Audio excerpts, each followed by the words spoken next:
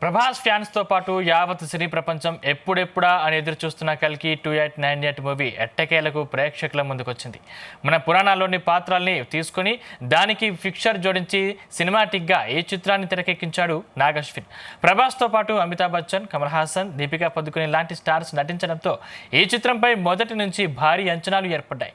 ఇటీవల విడుదలైన పోస్టర్లు, 2 ట్రైలర్లు సినిమాపై మరింత హైప్ క్రియేట్ చేశాయి. మహానటి వంటి క్లాస్ సబ్జెక్టు తర్వాత దర్శకుడు నాగ్ అశ్విన్ ప్రభాస్తో ప్రాజెక్టు అనౌన్స్ చేయగానే సంథింగ్ డిఫరెంట్ మూవీ ఏదో రాబోతున్నట్టు అప్పుడే హింట్ ఇచ్చాడు. అంతేకాదు ప్రభాస్తో డిఫరెంట్ మూవీ ప్లాన్ చేశాడు. అదే కల్కి 2898 ఏడి. ముందుగా ప్రాజెక్టు కే పేరుతో ప్రారంభమైన ఈ మూవీకి ఆ తర్వాత కల్కి 2898 ఏడి టైటిల్ ఫిక్స్ చేశారు. ఈరోజు ప్రపంచవ్యాప్తంగా ప్రేక్షకుల ముందుకు వచ్చిన ఈ సినిమా ఎలా ఉంది, ప్రేక్షకులను మెప్పించిందా లేదా మన మూవీ రివ్యూలో చూద్దాం. ఈ సినిమాను మహాభారత యుద్ధం జరిగినప్పటి నుంచి 6,000 ఏళ్ల ప్రయాణాన్ని ఈ సినిమాలో చూపెట్టాడు దర్శకుడు. భవిష్యత్తులో ప్రపంచమంతా ఏ వనరు లేకుండా నిర్వీయమై ఉంటుంది. ఒక కాశీ పట్టణం మాత్రమే మిగిలి ఉంటుంది. అయితే అక్కడ సుప్రీం యాస్కింగ్ భూమి మీద ఉన్న వనరులను దోచేసి కాంప్లెక్స్ అనే కొత్త ప్రపంచాన్ని క్రియేట్ చేసుకుంటాడు. అక్కడ అన్ని సౌకర్యాలు ఉంటాయి. అయితే అక్కడ భూమి మీద ఉన్న వాళ్ళు సరైన తిండి దొరక్క ఎన్నో ఇబ్బందులు ఫేస్ చేస్తుంటారు. ఈ క్రమంలో అక్కడే ఉండే భైరవ ఎలాగో అలా కాంప్లెక్స్ వెళ్ళి సుఖంగా బతుకుదామనుకుంటాడు. ఈ క్రమంలో 6,000 ఏళ్ల తర్వాత అంతరిక్షంలో ఏర్పడే గ్రహ కూటమిలో కల్కి పుట్టబోతున్నాడని యాస్కిన్ మనుషులకు తెలుస్తుంది. అయితే ఆ కల్కి సుమతి గర్భంలో ఉన్నాడని తెలుసుకుని ఆమెను చంపాలనుకుంటాడు. ఈ క్రమంలో కాశీలో తపస్సు చేసుకుంటూ ఉండే అశ్వత్థామ ఆమెను కాపాడడానికి వస్తాడు. మరోవైపు అశ్వత్థామ నుంచి సుమతి ఎలాగైనా తీసుకెళ్లి యాస్కిన్ మనుషులకు అప్పగించాలనుకుంటాడు భైరవ. ఈ క్రమంలో చోటు చేసుకునే పరిణామాలు ఏమిటి? ఇంతకీ సుమతి ఎవరు? ఆమె గర్భంలో ఉన్నది కల్కి భగవానుడేనా? మరోవైపు యాస్కిన్ తిరుగుబాటు చేసే శంబల ప్రజలు ఎందుకు యాస్కిన్పై పగతో రగిలిపోతుంటారు? ఇక కాంప్లెక్స్ నుంచి తప్పించుకున్న సుమతి శంబల గ్రామం ఎలా వచ్చింది? అసలు భైరవకు అశ్వత్థామకు ఉన్న సంబంధం ఏమిటన్నది తెలియాలంటే కల్కి 2898 ఏడి మూవీ చూడాల్సిందే. దర్శకుడు నాగ్ అశ్విన్ 2 సినిమాల ఎక్స్పీరియన్స్ను నమ్మి ప్రభాస్ ఈ సినిమా చేయడానికి ఒప్పుకోవడం నిజంగా హ్యాట్స్ ఆఫ్ చెప్పాల్సిందే. అంతేకాదు తెలుగు ప్రేక్షకులు రొటీన్ మసాలా వంటి సినిమాలు చూసి బోర్ కొట్టింది. వాళ్లకు కల్కి మూవీతో నిజంగానే కొత్త లోకంలోకి తీసుకెళ్లాడు నాగ్ అశ్విన్. రాబోయే 2898లో ప్రపంచం ఎలా ఉండబోతుందనే విషయాన్ని ఊహించుకొని గ్రాఫిక్స్ రూపంలో ప్రేక్షకుల ముందు ఉంచడం మామూలు విషయం కాదు. అందులో నాగ్ అశ్విన్ టాలెంట్ మెచ్చుకోవాల్సిందే.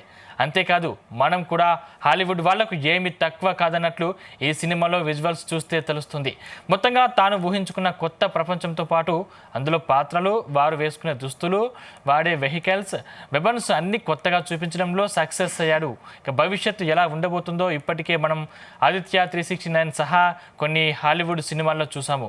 ఇప్పుడు కల్కి 2898 ఏడి మూవీతో ప్రేక్షకులకు సరికొత్త లోకంలోకి తీసుకెళ్లాడు. ముఖ్యంగా భారత్ సహా పలు దేశాలని అప్పట్లో ఇంగ్లాండ్ ఎలా గుప్పెట్లో పెట్టుకుని మన దేశ వనరులను దోచుకుందో అలా యాస్కిన్ సుప్రీం కాంప్లెక్స్ అనే కొత్త ప్రపంచంతో భూమిపై ఉన్న అన్ని వనరుల్ని దోచుకుని కాంప్లెక్స్లో కొత్త ప్రపంచాన్ని క్రియేట్ చేయడం వంటివి ప్రేక్షకులకు సరికొత్తగా అనిపిస్తుంది. మరోవైపు మన పురాణాల్లో కాశీ ప్రపంచంలోనే తొలి పట్టణం అని పేరు. కానీ ఇందులో కలియుగంలో చివరి పట్టణం అంటూ చూపించాడు. ఇక శ్రీ మహావిష్ణువు దశావతారాల్లో ఒకటైన కల్కి కలియుగం 4వ పాదంలో శంబల గ్రామంలో పుట్టినట్లు భవిష్యోత్తర పురాణంలో ఉంది. అందుకే ఈ సినిమాలో కల్కి దేవుడు పుట్టిన శంబలను తీసుకున్నట్లు చెప్పారు. అంతేకాదు సినిమా విడుదలకు ప్రమోషన్స్లో భాగంగా కథను ప్రేక్షకులకు చెప్పి ముందుగానే ప్రిపేర్ చేశాడు. ఈ సినిమాలో మెచ్చుకోవాల్సింది గ్రాఫిక్స్ వర్క్. ఎడిటర్ తన కత్తెరకు ఇంకాస్త పదును పెడితే బాగుండేది. భైరవగా ప్రభాస్ కటౌట్ ఈ సినిమాకు ప్లస్. ఈ సినిమాలో తన పాత్రకు న్యాయం చేశాడు. ఇక ఈ సినిమాలో అశ్వత్థామ పాత్ర కోసం అమితాబ్ బచ్చన్ను ఎందుకు ఏరుకోరి తీసుకున్నాడో ఈ సినిమా చూస్తే అర్థమవుతుంది. ఆయన తప్పించి మరో నటుని అందులో ఊహించుకోలేవు. తన పాత్రకు 100కు 200% న్యాయం చేశారు బిగ్ బి. ఇక యాస్కిన్ సుప్రీంగా నటించిన కమల్ హాసన్ గురించి కొత్త పరిచయాలు అక్కర్లేదు. ఈ సినిమాలో కాసేపు కనిపించినా తనదైన నటనతో మెప్పించాడు. ఇక ఈ సినిమాలో దీపికా పదుకునే పాత్ర చుట్టే సినిమా మొత్తం తిరుగుతుంది. ఆమె కూడా తన క్యారెక్టర్కు న్యాయం చేసింది. దిశ పట్టని పాత్ర ఈ సినిమాలో కూరలో కరివేపాకు టైపు అని చెప్పాలి. పెద్దగా ఇంపార్టెంట్ లేదు. ఒక సీన్లో హీరోను కాంప్లెక్స్లోకి తీసుకెళ్లడంలో సహాయం చేస్తుంది. మిగిలిన పాత్రలో నటించిన రాజేంద్ర ప్రసాద్, పశుపతి, దుల్కర్ సల్మాన్ పాత్రలు ఆకట్టుకుంటాయి. ఈ సినిమాలో విజయ్ దేవరకొండ స్పెషల్ అపీరెన్స్ ఈ సినిమా మొత్తానికే హైలైట్ అని చెప్పాలి.